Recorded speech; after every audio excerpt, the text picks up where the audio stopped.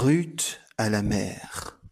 Principe de remise en forme communautaire pour une république saine à l'ère du numérique. Un projet porté par l'association Fitness Wellbeing. Je suis le docteur Kamgang Arthur.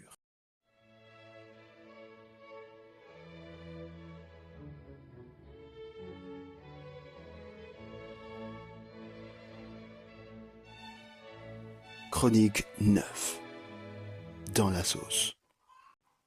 Nous semblons être à une époque de l'histoire de l'homme que nous qualifierons d'adolescente, caractérisée principalement par l'irresponsabilité, l'expérimentation et de troubles psycho-affectifs. Considérons les exemples suivants. Des jeunes abandonnés à eux-mêmes, confus et exaspérés à force de recevoir des éducations provenant de divers horizons, qui plongent de façon pernicieuse dans des phénomènes polémiques et scandaleux, faisant croire que c'est au nom de l'entrepreneuriat, de l'argent et de la célébrité, mais on se demanderait si ce n'est pas en réalité pour masquer l'arrière-goût d'amertume ou l'odeur répugnante après s'être frotté à l'horreur abominable elle-même. Dans la même lancée, des jeunes diplômés, arrivistes ou nouveaux riches, qui, au nom de cette fameuse course à l'argent et à la position sociale, s'engagent dans des compromis démesurés, juste pour avoir un peu de pouvoir et savourer ne serait-ce que tout petit peu de cette fameuse sensation de je maîtrise, mais hélas de courte durée et parfois catastrophique. Et que dire de ces jeunes femmes qui cherchent désespérément à se marier à l'homme idéal, ce prince charmant qui va leur faire des câlins au lit, les amener au restaurant, les financer et par-dessus tout leur procurer une vie décente. Tout ceci sans vouloir payer le prix. Elles veulent ainsi chop njos en wok. Ou encore ces femmes célibataires, relativement âgées, qui se mettent la pression plus que jamais pour enfanter. Ou plutôt soulager leur conscience en boycottant toutes les étapes certes banales, mais nécessaires, prévues par Mère Nature pour une fertilité optimale.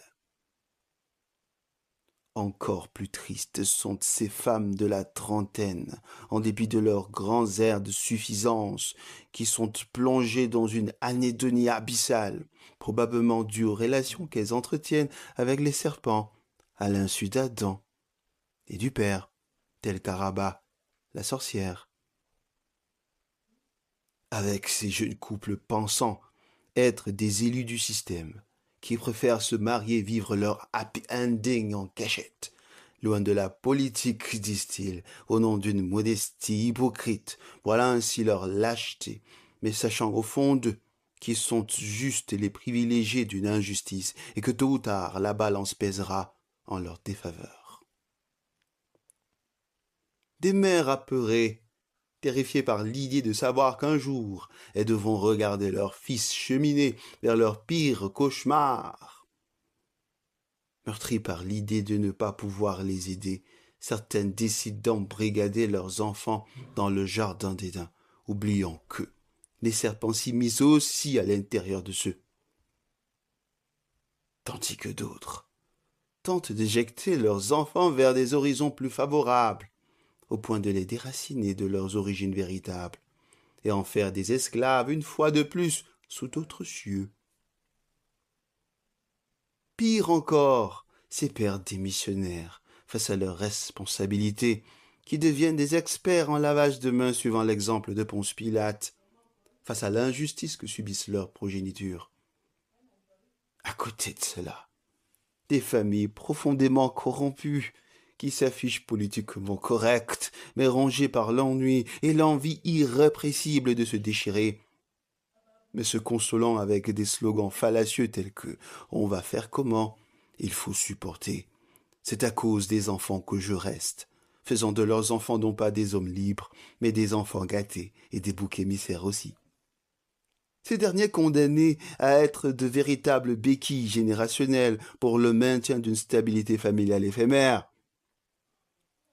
Ces griots pessimistes, enchaînés à vie par leurs compromis, handicapés face au déroulement des événements et incapables d'imaginer un futur glorieux, qui se contentent de vivre dans le passé.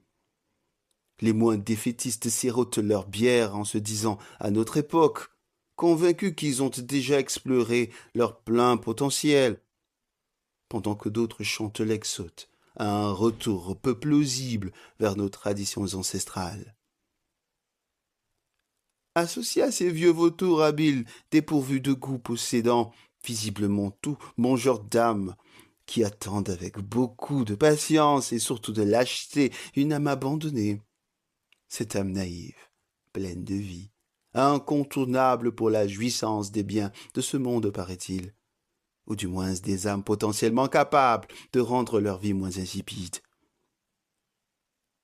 Finalement, les crises économiques, politiques et culturelles que subissent non seulement notre pays, mais le monde entier, frappant au grand jour les hommes, les anges et les vautours, malgré les avancées dans les différents domaines de technologie d'information et de communication.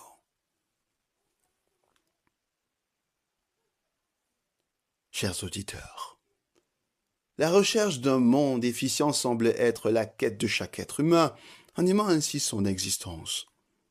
Dans cette aventure palpitante, les êtres humains ont pour habitude d'accumuler tout ce qu'ils voient sur leur passage en termes de privilèges. Parlant d'autorité sociale et de commodité, parlant d'argent, biens, nourriture, terrain, tel un schizophrène ne sachant même pas ce qu'il cherche. Dans les cas les plus extrêmes, ils sont eux-mêmes prêts à tuer ou à se donner la mort, au nom de cette cité d'Atlantis, jamais trouvée, hélas. Cette recherche pourrait expliquer certains comportements avides, sordides et morbides, ruinant la société depuis sa cellule de base, son corps. De l'or et ses précieux semblables dans la terre, jusqu'aux planètes suspendues dans les méandres du ciel. Oui, il existe bien des richesses dans cet univers. Le niais serait similaire à admirer comme Homer Simpson son futur alléchant dans le fond d'une marmite remplie de soupe de sorcière, sans s'apercevoir que c'est tout de même à travers une soupe de sorcière. Le comportement de Lisa, sa fille, nous semble appréciable car elle au moins avait un peu trop vu, jusqu'à prendre du recul, laissant la sorcière pas très enchantée. Elle a pu voir le brin de cheveux dans la soupe, pendant que Homer, son père, a aussitôt plongé dedans, ne sachant même pas nager. Chers auditeurs, et si les frustrations connues des hommes sont aussi la résultante d'un corps baignant dans une réalité illusoire, truffée d'une multitude de distractions, lui donnant le sentiment que le bien-être se trouve dans la marmite. Loin de vouloir réinventer la roue, que cet ouvrage vous sert d'aide-mémoire pour vous rappeler un certain nombre de comportements adéquats pour savourer davantage cette bonne sauce camerounaise parsemée d'obstacles.